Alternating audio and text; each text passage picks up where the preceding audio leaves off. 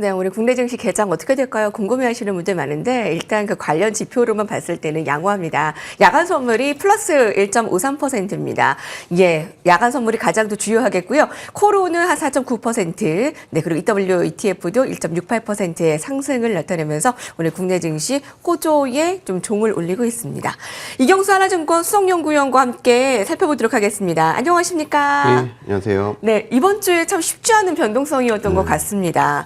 그 고용 지표에 이어서 미국에서 물가 지표가 셧다운 이후에 처음으로 접했는데 왜곡이 있다는 우려에도 불구하고 좀 긍정적으로 받아들이는 모습이었어요. 어떻게 보셨습니까? 일단은 이제 말씀하셨던 것 같이 이번 이 물가 지수를 가지고 미국 내부에서도 여러 가지 얘기를 많이 하는 것 같습니다. 그리고 이 11월 중순부터의 어떤 데이터이기 때문에 이렇게 신뢰도에 대해서 이제 지적하신 분들도 많은 것 같고, 다만 어찌됐건 그 시장에서는 이 물가 지수가 좀 떨어지고 있다라는 측면에 상당히 좀 이제 관심을 더 갖고 있는 그런 측면인 것 같습니다. 좋게 보는 거죠? 그렇습니다. 네. 이 물가 지수라는 거는 너무 잘 아시겠지만 지금 이제 금리가 완전 초미의 관심사입니다. 왜냐하면 미국 빅테크의 밸류에이션을 결정하는 것이 이제 금리가 되기 때문인데요.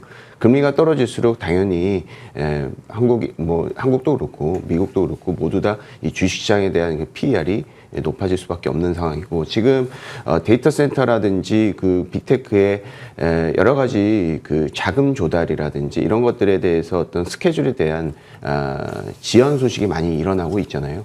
결국은 그들이 가지고 있는 매출 채권에 대한 가치가 떨어지고 있다라는 측면이 되겠습니다. 왜냐하면 채권의 어떤 가치는 듀레이션, 즉 회수 기간이 늘어날수록 떨어지는 역의 콜레이션이 있기 때문입니다. 그리고 금리 같은 경우도 여기에 역의 콜레이션이 있습니다. 그래서 전반적으로 듀레이션, 빅테크 기업들의 어떤 듀레이션 증가와 금리 인상의 조합은 상당히 좀 최악의 조합이었다, 이렇게 좀 보시면 될 것 같고, 이것을 이제 해소하는 마이크론 실적과 물가 지수의 하락, 이런 것들은 금리가 떨어질 수 있는 가장 핵심적인 지표이기 때문에 전반적인 시장의 어떤 그 급한 불은 상당히 좀 끄고 오히려 긍정적인 그 흐름이 예상이 되지 않을까, 이렇게 좀 생각하고 있습니다. 예, 내년에 그러면 완화 그런 기조에 힘을 실리는 걸로 긍정적으로 해석하면 될까요? 라는 질문에 대해서는 급한 불은 컸다. 맞습니다. 받아들이면 될까요? 네. 네, 이렇게 금리가 중요한 이유는 초미의 관심사인 이유는 빅테크의 밸류를 좀 결정하기 때문입니다. 살펴봤고요. 오늘 그 일본의 금리 결정 무섭다라는 지금 댓글이 많습니다. BOJ의 금리 인상 관심 큰데요. 금리 인상에 우려가는 선반영이 되었고, 이번에 이제 또 어떤 말을 할까, 또 이런 점도 좀 중요하게 봐야 된다. 오늘 어떻게 볼 수 있을까요? 일단은 지금 컨센서스는 일단 일본은 죄송합니다. 일본은 이제 금리 인상을 한다. 이런 컨셉이죠. 예, 그런 이제 원래는 이제 다카이치 총재가 이런 측면에, 그러니까 그분 같은 경우는 이제 완화적인 어떤 정책을 하시는 분이기 때문에 금리 인상에 대해서 이제 초반에 이제 반대를 했다가 일단 지금 기반으로 봤을 때는 트럼프 대통령도 네. 기본적으로는 달러가 떨어지는 것을 이제 원하기 때문에 금리 인상에 대해서 다시 이제 입장을 좀 선회를 했다, 이렇게 좀 보시면 될 것 같습니다. 이 금리 인상이라는 것도 좀 전에 말씀드렸던 이 미국 빅테크 기업들 측면에서는 상당히 좀 긍정적인 이슈가 될 수가 있겠죠. 당연하다시피 미국의 어떤 그 달러 인덱스의 하락에 가장 결정적인 요인, 수급적인 요인을 결정하는 것이 이제 일본 엔화이기 때문에 엔화의 이제 금리 인상, 그러니까 엔화의 강세, 미국 달러의 어떤 약세, 이런 흐름은 전반적인 이 미국의 빅테크의 밸류에이션을 지키는데, 그리고 과거에 통계적으로 봐도 이런 측면은 상당히 의미가 있었습니다. 아무래도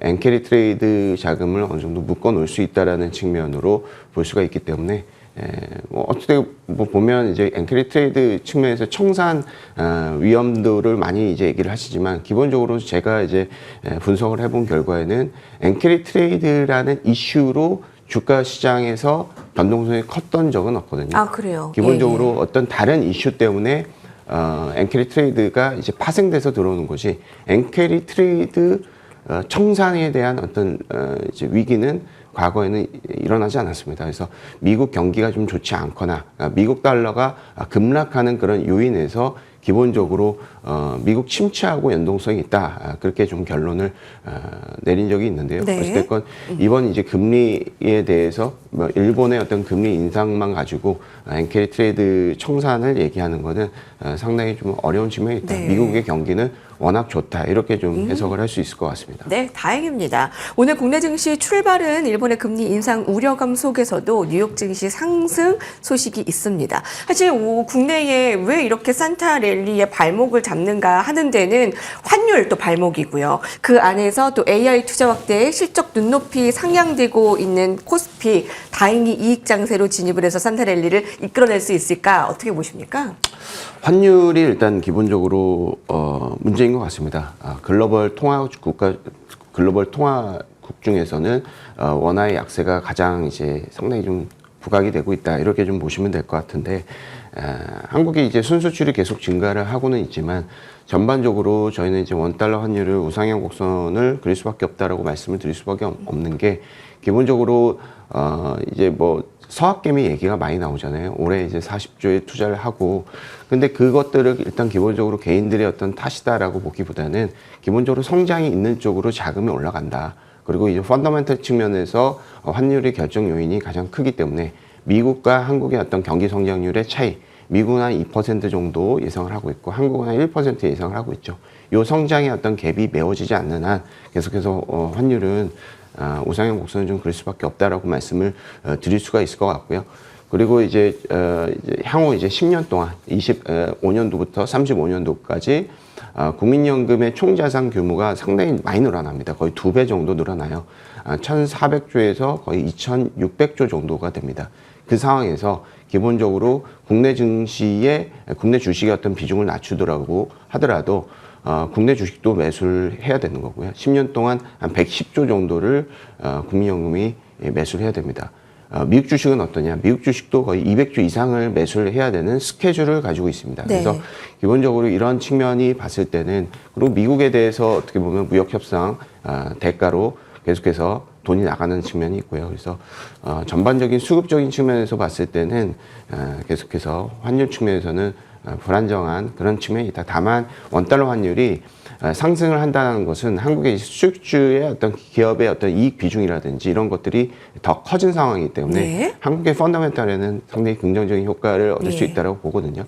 원달러 환율이 급등을 하고 변동성이 크면 기본적으로 단기적으로 외인들이 매도를 하겠지만은 기본적으로 한국의 높아진 그 펀더멘털을 좀 확인하면 이번에 이제 마이크론 실적은 결국은 하이닉스 실적하고 거의 뭐 똑같을 거라고 저는 생각을 하고 있는데 그런 측면으로 높아진 펀더멘털로 뒤늦게 매수를 할 수가 있는 측면이 있어서 원달러 환율과 네. 외인들이 수급하고는 뭐 상당히 과거와는 다르게 원화 약세에도 불구하고 외인들의 매수세는 나타날 수 있다. 이렇게 좀 해석을 하는 것이 맞지 않을까 이렇게 생각합니다. 외국인들이 12월에는 반도체 자동차에 베팅하고 있고요. 환율은 한국 수출주의 수혜 이 점도 좀 잘 봐야 되겠습니다. 쿼터 분석으로 봤을 때 좀 담아야 할 종목 어떤 걸 보세요?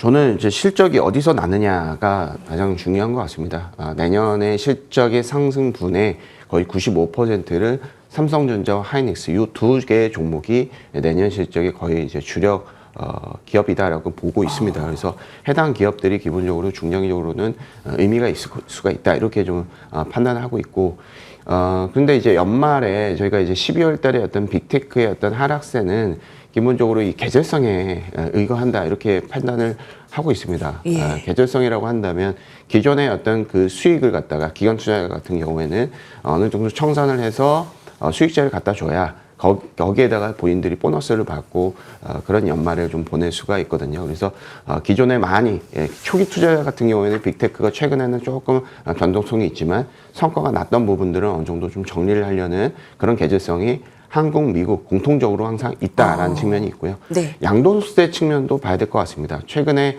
뭐 빅테크의 어떤 고점 물리신 분들도 계실 수도 있을 것 같고, 이제 어떻게 보면 과도한 레버리지를 통해서 많이 이제 주가가 좀 떨어졌던 측면도 있을 겁니다.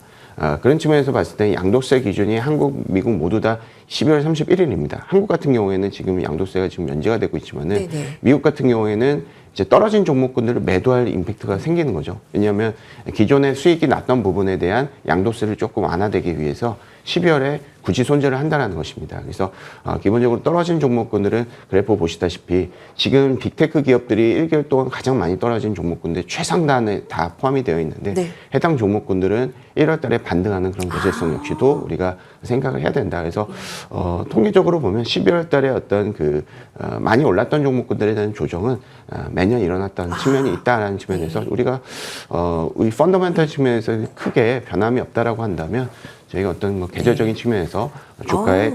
약간 좀 불안하면 좀 회복이 될 수 있다는 네. 측면도 봐야 될 네. 것 같습니다. 떨어진 점 좀 계절적인 이슈가 컸네요. 이경수 하나증권 서영구 위원과 함께했습니다. 감사합니다. 감사합니다.